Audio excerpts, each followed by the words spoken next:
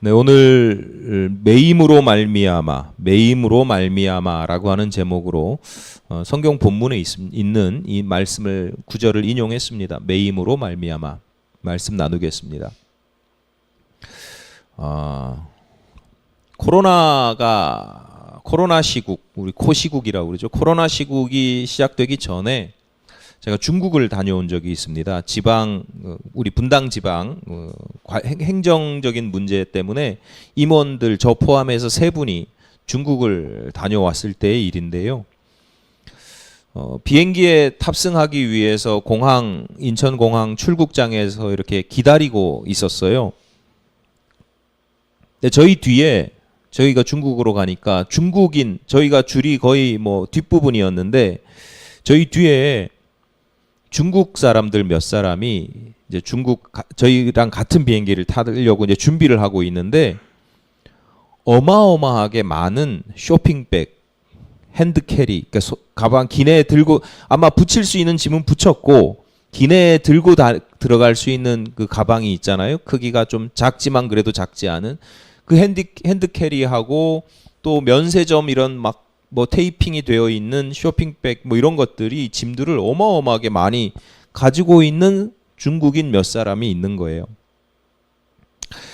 저는 그 모습을 보면서 저건 선물은 아니겠다. 저거는 장사를 하려고 그러나? 이런 생각이 들 정도로 굉장히 많은 쇼핑백을 들고 있어서 제가 그 모습을 보면서 그냥 저는 신기하고 놀라웠어요. 중국 사람들 손이 크다고 그러더니 진짜 크구나. 어떻게 저렇게 많이 비행기에 태워서 저거를 가지고 갈 정도로 정말 대인은 대인이고 대국은 대국이구나. 진짜 크구나. 그렇게 감탄하고 있었는데 일행 중에 한 분 선배 목사님이 갑자기 저희들한테 이렇게 말씀하시는 거예요.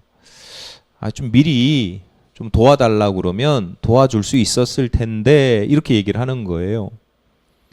짐이 중량이 많이 나가니까 그분들이 이제 더해서 추가 요금을 내야 되잖아요. 그 무게를 계산을 해서 추가 요금을 내야 되는데 추가 요금이 많잖아요. 근데 저희는 짐이 거의 없었거든요. 그러니까 행정적인 일을 하러 갔기 때문에 붙이는 짐 하나 붙여놓고 저희들이 이제 손이 놀고 있으니까 3사람이 그 조금씩 나눠서 대신 이제 비행기를 타면 그 비용이 많이 절감되지 않겠느냐 이런 이야기를 하는 거예요.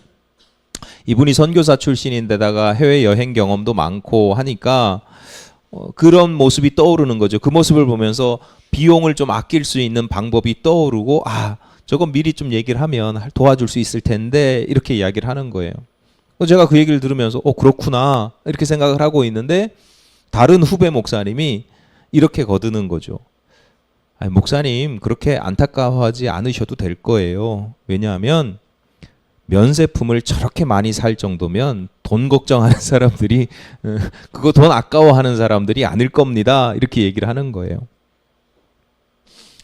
저는 아무 생각 없이 구경만 하고 있었거든요.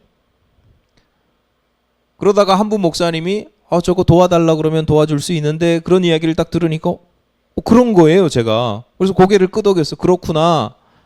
그러다가 또 다른 목사님이 이거 돈 걱정 안 하는 사람일 거예요. 그러니까 그 얘기 듣고 저도 또 고개를 끄덕이게 되는 거죠. 그 일을 겪으면서 제가 새삼 깨달은 것이 하나 있는데 사람들의 생각, 사람들의 말, 사람들의 행동 이런 것들이 자기가 가지고 있는 가치관이나 자기 수준에서 벗어나기가 참 쉽지 않다라는 거예요. 저는 해외 여행이나 이런 경험이 많지 않으니까 공항도 낯설고 모든 게 사실은 낯설고 신기한 장면이고 중국 사람들 그렇게 많이 보지도 않았고 그러니까 다 신기하고 낯설어요. 사물이나 사람이나 사건 이런 걸 대할 때 경험들이 별로 없으니까 그 상황에서 어떻게 하냐면 관찰하게 돼요. 관찰하면서 그 낯설음, 신기함 이런 것에 감탄하고 이렇구나 인지하기 바쁘단 말이죠. 경험이 없으니까 낯설음과 신기함의 범주에서 벗어나지 못하고 낯설고 신기하니까 계속 긴장하고 있는 상태예요. 그런데 다른 선배 목사님은 해외여행 경험도 많고 중국에서 선교사 사역도 오래 하셨고 평소 자신의 가치관이나 신념이나 뭐 이런 것들이 비교적 검약한 생활 이런 것들을 추구하고 그러니까 그 모습이 그 사건에서 그대로 나타나는 거예요. 그 돈을 아끼면 나 같으면 그 돈을 아낄 테니까 저 사람도 그 돈을 아끼면 좋겠다라는 생각이 그분의 특별한 아이디어가 아니라 자신의 평소의 삶이나 가치관 뭐 이런 것들이 그냥 그대로 녹아 드러나는 거죠. 이렇게 보면 세 번째 그 후배 목사님의 모습이 참 놀라운 거죠. 왜냐하면 이분은 무슨 경제적으로 여유가 있는 분이 아니거든요. 그 중국 여행객들, 중국인들하고는 삶의 모습이 여러 가지로 다르단 말이죠. 그런데 그분들, 나와는 다른 삶을 살아가는 그분들의 모습을 보면서 그분들의 입장이나 상황들을 헤아려 볼 수 있는 통찰력이 있는 겁니다. 그러니까 내가 그 상황, 비슷한 경험들 이런 걸 많이 해봤기 때문에 알게 되는 것이 아니라 나는 잘 모르는 삶을 살아가는 사람이지만 내가 경험해 보지 않아도 시쳇말로 저게 똥인지 된장인지 굳이 찍어 먹어 보지 않아도 그걸 미리 알 수 있는 것.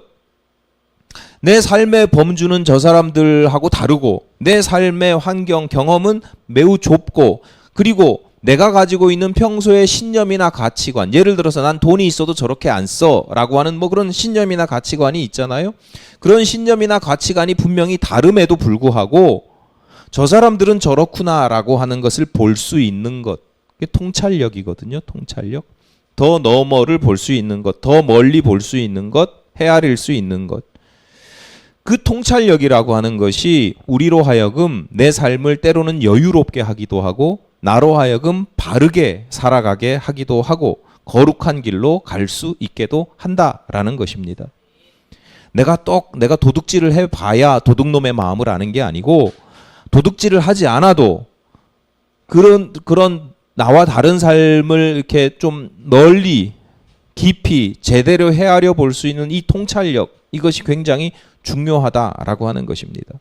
근데 대부분의 사람들은 그런 통찰력보다는 내가 살아가는 평소의 내 삶의 수준, 경제적인 수준, 지식적인 수준, 어떤 가치관, 신념 이 안에서 내 경험한 거 안에 갇혀 지낼 때가 사실은 굉장히 많고 그 범주에서 벗어나지 못할 때가 매우 많다라고 하는 겁니다.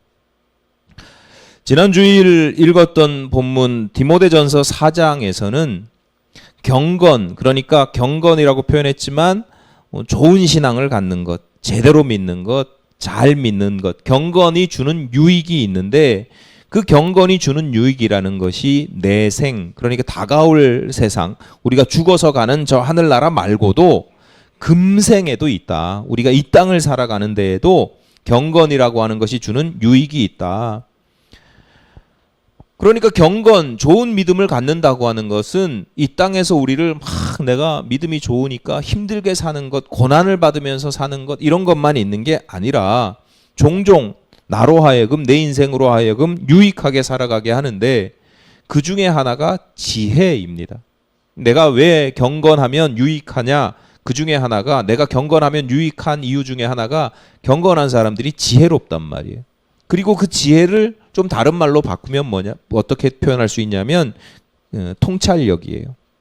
그러니까 경건하면 세상의 지식, 세상의 지혜가 아니라 하늘의 지혜를 얻게 되고 세상의 통찰력이 아니라 하나님의 통찰력, 하나님의 지혜를 얻게 된다라고 하는 겁니다. 그러니까 신앙이 좋은 사람일수록, 믿음이 좋은 사람일수록 세상을 넓게 보게 돼 있어요. 멀리 보게 돼 있어요. 당연하잖아요. 하나님의 통찰력을 내가 배우고 하나님의 통찰력을 내가 배우지 못해도 빌리게 되거든요. 말씀을 듣는다는 게 뭐예요? 하나님의 통찰력을 내가 빌리는 거예요. 자꾸 말씀을 자주 듣고 신앙이 좋아지면 어떻게 되느냐? 하나님의 통찰력을 내가 닮아가게 되는 거예요. 하나님을 믿는다고 하는 것은 결과적으로 하나님과 가까이 지내게 되고 하나님과 친밀하게 교제하게 되면 결과적으로 하나님을 닮게 되잖아요. 그 닮게 되는 것 중에 하나가 하나님의 지혜, 하나님의 통찰력을 닮아가고, 그래서 우리로 하여금, 우리가 그 얻은 통찰력으로 하여금 우리가 바로 살아가게 한다라는 거죠. 거룩하게 살아가게 한다라는 거예요. 그러니까 성도들이 조심하고 주의해야 될 것이 하나 있는데 뭐냐면, 내가 말씀을 많이 읽었어요. 말씀을 많이 배웠어요. 말씀을 많이 묵상했어요. 기도를 자꾸 오래 하고 반복해서 하고 많이 해요.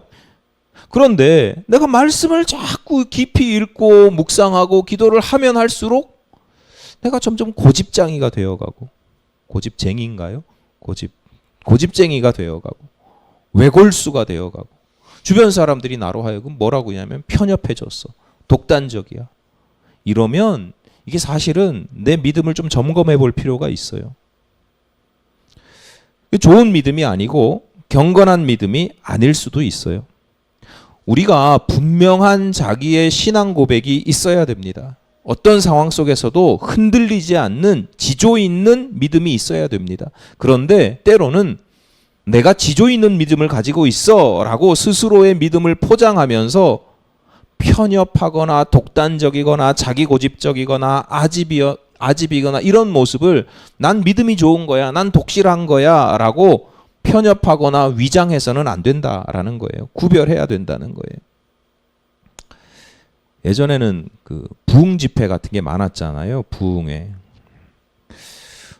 목사가 되고 나서 이제 뭐 신앙에 좀 연륜도 생기고 뭘 좀 알고 나서 가끔은 부흥 집회 가서 이렇게 막 은혜가 넘친다고 하는 부흥 집회 가서 좀 두려움을 느낄 때가 있었어요. 그 중에 하나가 이런 거죠. 부흥 강사님이 막 어떤 말씀을 전하는데 거기 있는 막 수백 명, 수천 명이 다 큰 소리로 함께 아멘을 외칩니다. 하나님의 말씀으로 여기고 막 큰 소리로 아멘 하여서 받는데, 그 모습이 제가 막 은혜를 받는 게 아니라 너무 무서울 때가 있어요. 두려울 때가 있어요. 뭐 이유는 단순하죠. 그 하나님의 말씀이라고 하는 내용이 굉장히 천박할 때, 수준이 낮을 때, 뭐 예를 들어서 첫 번째는 뭐 이런 거죠. 기복적인 거.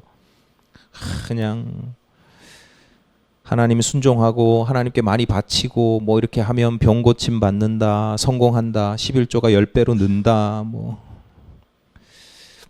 돈 많이 번다, 뭐 이런 거에 막 큰 소리로 아멘하는 모습을 보면 너무 무서운 거예요.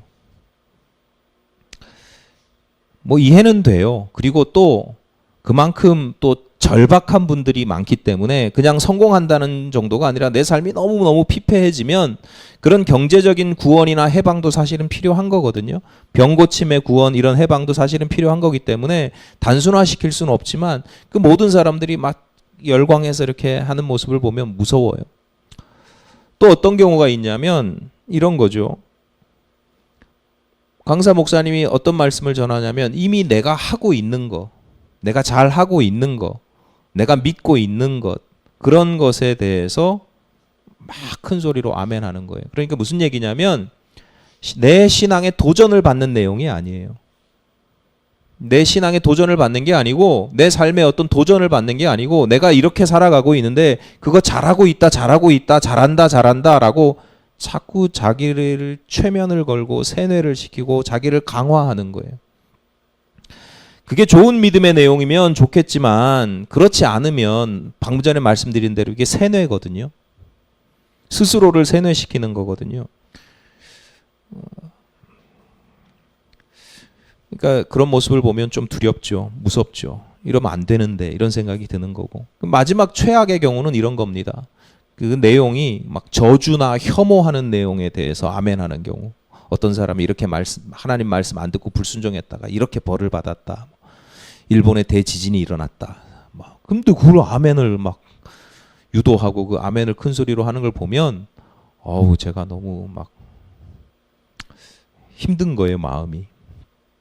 자, 근데 왜 이렇게 막 기복적이고 내가 이미 잘하고 있는 거, 내가 하고 있는, 잘한다는 게 뭐 좋은 모습이든 나쁜 모습이든 상관없이 내가 어떤 하고 있는 것에 대해서 막 아멘하고, 내가 알고 있는 것, 믿고 있는 것에 대해서 아멘하고, 나랑 다르게 사는 사람들에 대해서, 심지어 어떤 뭐 정말 나쁜 삶을 사는 사람들일 수도 있지만 어쨌거나 그 사람들에 대해서 그 사람들이 벌을 받았다라고 하는 걸 막 좋아하고 막 꽃이다 이렇게 하고 아멘하고. 왜 이런 현상들이 나타나느냐? 공통된 이유가 있겠죠.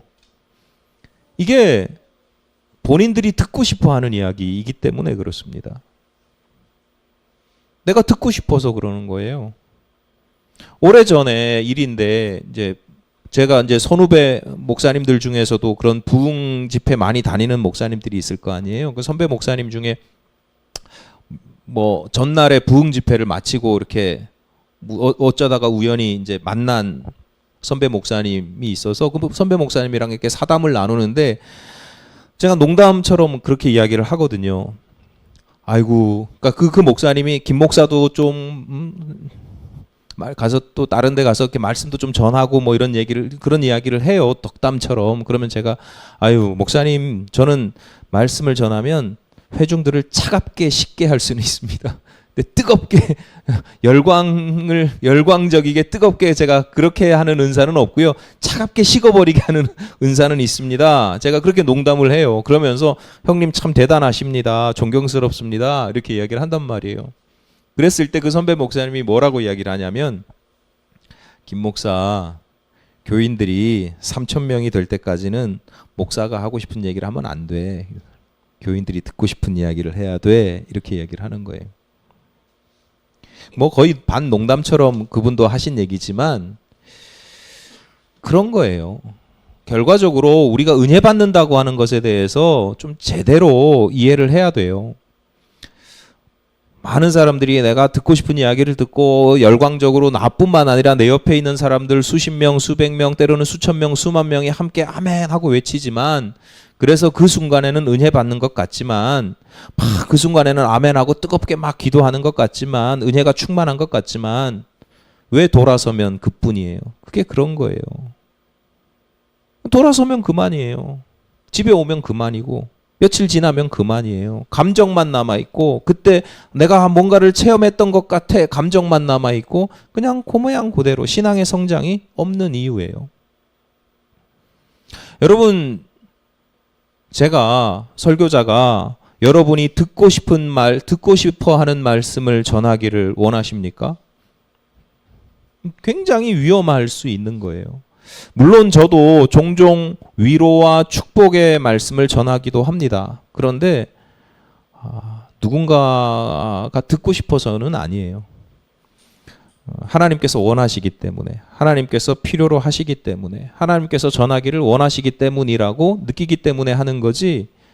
어떤 사람한테 이게 내가 어떤 사람이 이걸 듣고 싶어 하니까 그 가려운 데를 긁어주듯이 막 그렇게는 제가 목회자의 양심으로 그렇게는 못하겠어요. 여러분, 우리가 말씀을 듣는다라고 하는 것은 내가 듣고 싶어서가 아니라 하나님 보시기에 내게 그것이 필요하기 때문에 듣는 거예요. 그런데 그런 말씀의 상당수는 나를 위로할 때도 있고 잘한다 잘한다 칭찬하실 때도 있고 격려하실 때도 있지만 하나님께서 내게 필요로 하는 말씀의 상당수는요, 내 생각을 깨뜨립니다. 내가 기존에 가지고 있던 내 경험과 상반되는 경우가 굉장히 많아요. 난 이렇게 살고 싶었는데, 난 이렇게 살아야 된다고 생각했는데, 난 이렇게 생각하는데 내가 알고 있던 것, 내가 믿고 있던 것과 완전히 다르진 않아도 결이 다를 때가 굉장히 많아요. 그러다 보니까 아멘으로 받기가 참 쉽지 않을 때도 있어요. 머리로는 알아요. 머리로는 그래 이렇게 맞아 그런 것 같아. 머리로는 알겠는데 이게 마음이 좀 불편할 때도 있고요. 왜냐하면 나를 부정하는 거잖아요. 그러니까 마음이 불편해요. 마음으로 또 됐어. 마음으로 그래도 받았어. 근데 또 삶으로 실천하기는 또 쉽지 않은 거죠. 그걸 내가 알지만 그럼에도 불구하고 때로는 떨리는 목소리로 때로는 신음하듯이 하나님 참 어렵긴 하지만 제가 아멘으로 받을게요. 아멘입니다. 이런 분들이 신앙이 자라는 거예요. 이런 분들이 하나님의 통찰력을 빌리게 되는 것이고 배우게 되는 겁니다. 시간이 지나면 점점 그 믿음이 조금씩 더 경건해지는 겁니다. 오늘 우리가 읽은 성경이 빌립보서입니다. 빌립보서, 그러니까 빌립보에 있는 교우들에게 보낸 편지라는 뜻입니다. 그러니까 신약 성경에 이런 서신서들이 많은데, 서신서들이 많으니까 그 서신서들을 때로는 저자가 누구냐, 내용이 어떠냐, 뭐 형식이 어떠냐, 이런 것에 대해서 분류하는 방식들이 있는데요. 그 중에 하나가 옥중서신이라는 게 있어요. 그러니까 바울이 옥에 갇혔을 때 쓴 편지다라고 하는 거예요. 빌립보서도 그 옥에 갇혀서 쓴 편지, 그러니까 옥중서신 중에 하나입니다. 그래서 본문 12절을 보면 형제들아 내가 당한 일이 도리어 복음 전파에 진전이 된 줄을 너희가 알기를 원하노라 이렇게 되어 있죠. 여기서 내가 당한 일이라고 하는 것이 내가 감옥에 갇힌 것을 의미합니다. 그러니까 내가 감옥에 갇힌 것이 도리어 복음 전파에 진전이 되었어. 그것을 너희가 알기를 원합니다. 이런 뜻이에요. 본문을 읽진 않겠지만 이어지는 13절, 14절에 반복적으로 나의 매임으로 내가 매여 있다라고 하는 나의 매임이라는 표현이 반복되거든요. 마찬가지입니다. 내가 왜 매여 있냐면 말 그대로 옥에 갇혀 있는 거예요. 옥에 갇혀서 감금된 상태를 의미합니다. 여러분, 사람을 왜 옥에 가둬요? 그가 하는 일을 더 이상 하지 못하게 하는 거잖아요. 그러니까 바울을 옥에 가둔 것, 바울이 옥에 갇힌 것도 마찬가지예요. 바울이 가는 곳마다 복음을 전했거든요. 근데 이 복음을 전한다는 것이 그 시간과 그 공간, 그 세상을 살아가던 그 사람들에게는 자신들의 질서를 어지럽히는 일이에요. 자신들의 사회의 분열을 조장하고 질서를 어지럽히는 일이에요. 그러니까 하지 마라. 바울이 말을 안 듣거든요. 그러니까 결국은 강제력이 동원돼서 옥에 가두는 거죠. 12절을 다시 보겠습니다. 형제들아 내가 당한 일이 도리어 복음 전파에 진전이 된 줄을 너희가 알기를 원하노라. 가뒀어요. 못하게 했어요. 복음 전파 못하게 했어요. 그런데 그 일로 인해서 복음 전파에 방해를 받아야 되는데 오히려 더 진전을 이루었다라고 지금 이야기를 하고 있는 겁니다. 조금 더 구체적으로 보면 두 가지 측면에서 진전을 이룹니다. 먼저 13절입니다. 이러므로 나의 매임이 그리스도 안에서 모든 시위대 안과 그 밖의 모든 사람에게 나타났으니 이렇게 말씀하고 있습니다.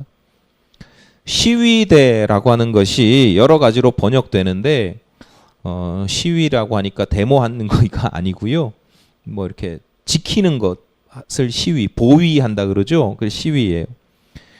그러니까 본문에서는 이 시위대를 어떻게 이해하시면 되냐면 바울을 가두고 있는 감옥의 관리자들 이렇게 보시면 돼요. 근데 이거 왜 시위대라고 표현하느냐? 요즘에는 감옥이 이렇게 따로 감옥이 어디 감호소 어디 감옥 이렇게 따로 구별이 되지만 옛날에는 그 감옥이 주로 어디에 있냐면 통치자들의 관저에 위치하는 경우가 많아요. 그러니까 관저의 뭐 어디 지하 뭐 이런 곳에 그런 곳이 감옥이에요.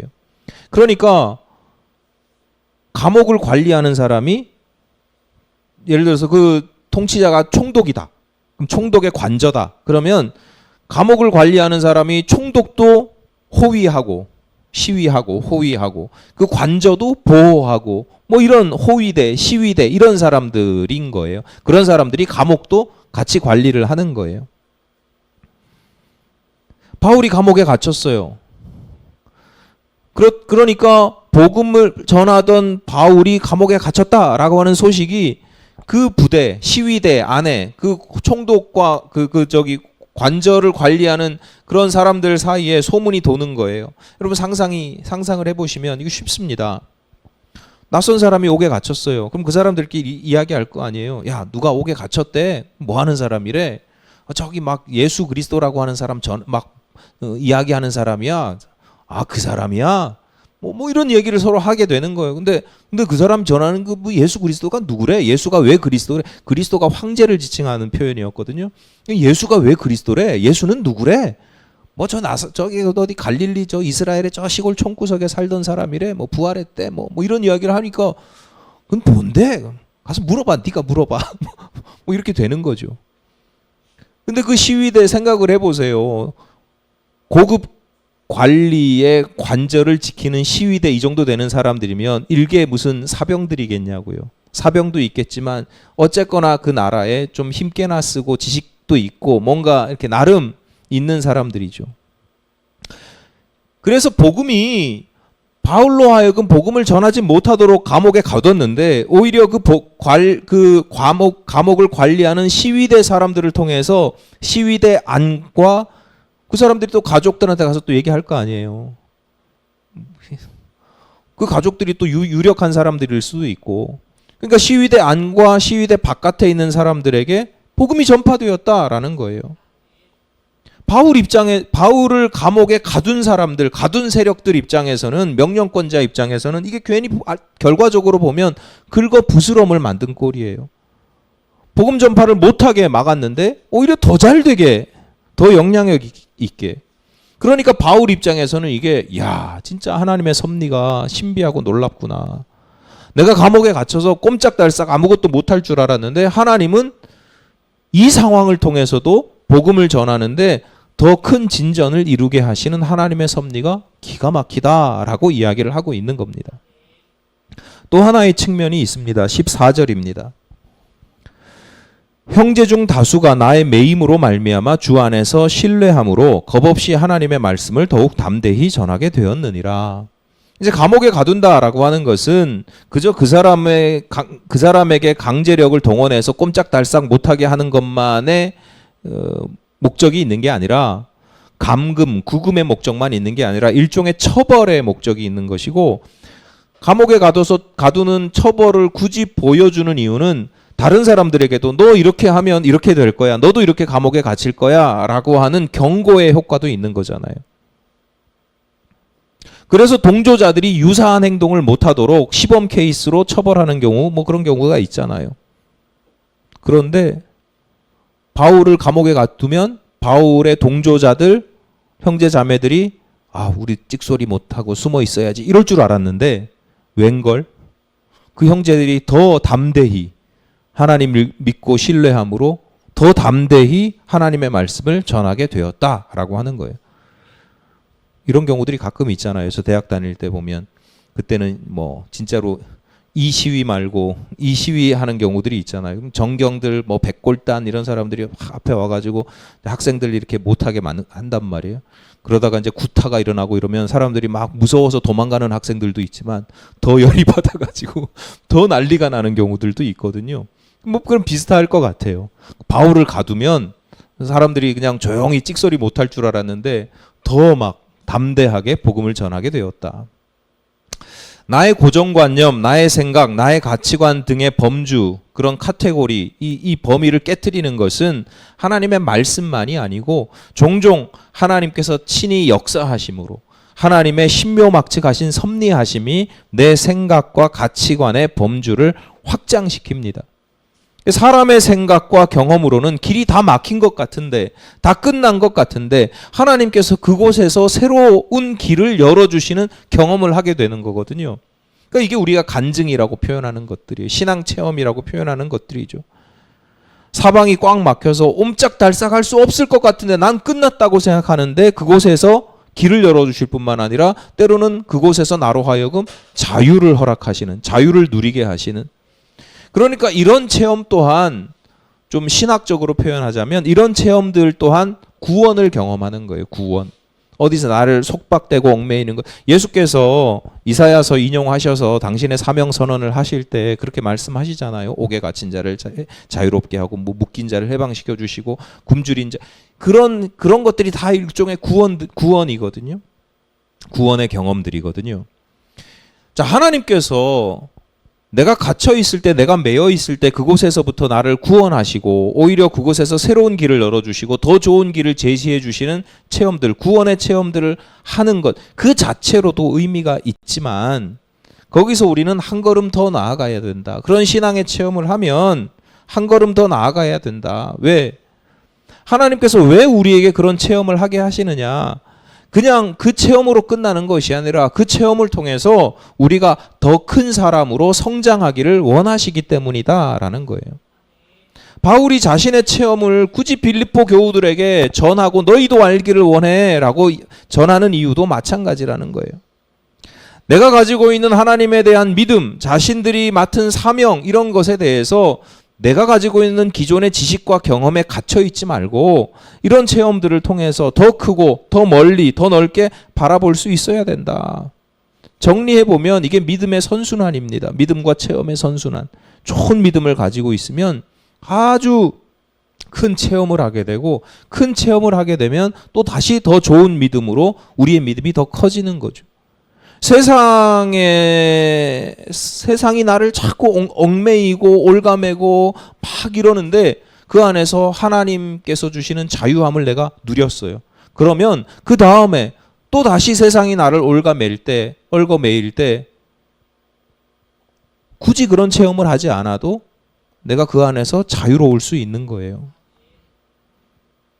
세상은 자꾸 우리를 길들이려고 하거든요. 여기서 세상이라는 표현을 쓰지만 어쨌거나 세상이든 나 자신이든 자꾸 길들이려고 해요. 묶고 매고 올가매서 그 틀 안에서 쫙 살아가도록 길들이는데 길들여지지 않는 거예요, 성도들은. 오래전부터 친분은 이제 알고는 지냈는데 이렇게 교제를 나누지 않아서 그냥 알고만 있던 선교사님이 한 분 있었어요. 이분이 처음에는 그러니까 선교사 시절에 알았던 건 아니고 학창 시절에 알았던 분인데 나중에 선교사가 됐더라고요. 이분이 중국에서 선교를 했는데 선교사 사역을 하다가 2020년도에 태국에서 중국 선교사들이 태국에서 모였어요. 태국에서 선교사 대회로 중국 선교사들이 다 나와서 세미나 같은 걸 모였었거든요.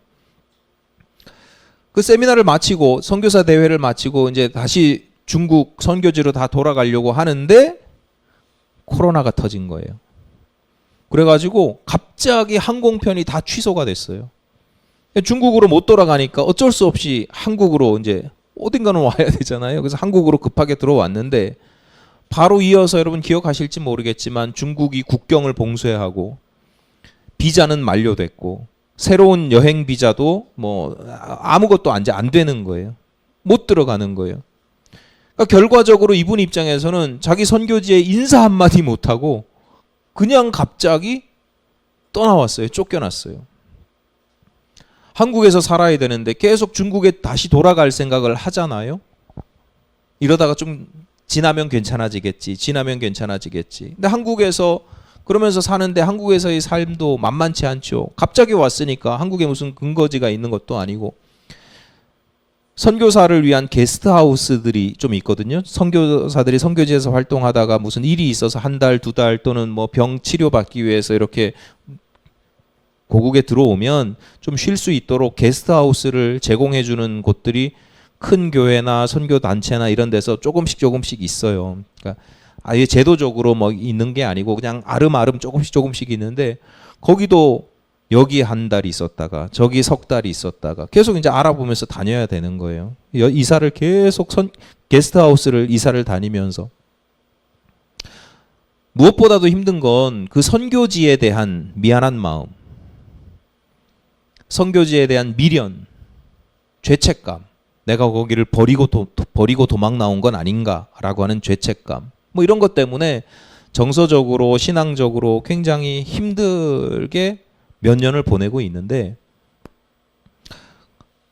그런 중에 이제 그렇게 중국에서 쫓겨나와서 못 들어가고 있는 한국에 있는 중국 선교사들이 가끔 모여서 이제 예배도 드리고 모임을 하는데 그곳에서 한국의 어느 큰 교회 목사님이 말씀을 전하는데 설교를 듣는데 설교에서 이렇게 이야기를 하는 거예요. 이렇게 말씀하시는 거예요. 한국에 지금 외국인들이 늘어나고 있다. 이주민들이 늘어나잖아요. 늘어나고 있는데 최대치로 보면 1,000만 명까지도 늘어날 것으로 예상하고 있다. 여러분들은 사역지에서 도망 나온 사람이 아니라 하나님께서 재배치하신 거다. 새로운 사역지로 재배치 받은 사람들이다. 이주민들을 위한 사역, 선교 사역은 외국인을 잘 아는 선교사들이 해야 될 아주 중요한 사역이다. 이런 말씀을 전하는데 뒤통수를 한 대 딱 맞은 것 같더라는 거죠. 이 하나님께서 주시는 말씀이구나. 그래서 결과적으로 한국에서 이제 생활을 하다가 화성에 그 사모님이 생계를 꾸려야 되니까 이제 뒤늦게 화성에 학원을 하나 이제 하느라고 학원 공간을 임대를 했었는데 그 학원 공간에 남는 시간에 이주민 센터를 이제 한글 가르치고 하는 뭐 이주민 센터를 이제 새로 시작하게 되었다라는 거예요. 그분이 이렇게 고백을 하는 거예요. 하나님께서 제게 새 사역을 열어주시고 새 사역을 시작할 모든 여건을 마련해 주셨는데 저만 기존의 관성에 갇혀 있었습니다. 젖어 있었습니다. 하나님께서 저를 새로운 사역으로 몰아가고 계시다는 것을 뒤늦게 깨달았습니다. 이렇게 이야기를 하는 거죠. 선교사 모임에서 말씀을 전하신 분은 선교사님은 아니잖아요. 그런데 이제 통찰력이 있는 거예요. 근데 정작 선교사님은 하나님께서 그렇게 막 몰아가시는데 통찰력은 좀 모자랐던 거죠. 오히려 근데 그럴 수밖에 없잖아요. 주눅 들고 피폐해지고 하나님께서 자꾸 몰아가시다 보니까 뒤늦게 깨닫게 되는 거예요. 아이러니하게도 그런 경우들이 참 많죠. 당사자는 판을 못 보는데 훈수 두는 사람들은 그 판이 다 보이잖아요. 다행히 그 목사님과 선교사님의 만남이 참 아름답고 감사하고 하나님의 은혜라고 할 수 있고 하나님의 섭리라고 볼 수 있죠. 어쨌거나 선교사님이 이런 경험들을 통해서 그 믿음의 지평이 점점 넓어지는 겁니다. 앞으로도 하나님의 역사하심에 대한 기대와 소망을 갖게 되는 거죠. 잠언 27장 17절 말씀입니다. 철이 철을 날카롭게 하는 것 같이 사람이 그의 친구의 얼굴을 빛나게 하느니라. 신앙이 없을 때에는 나를 때리는 철이 아프지요. 무섭습니다. 철이 나를 때리려고 치려고 그러면 무서워요. 그래서 피하게 되죠. 도망가게 됩니다. 그런데 신앙이 깊어지면 그 철을 통해서 자신을 연단하게 됩니다. 내가 더 강한 철이 되고 그 주인, 나를 때리는 그 주인이 원하는 모양으로 만들어져 가는 겁니다.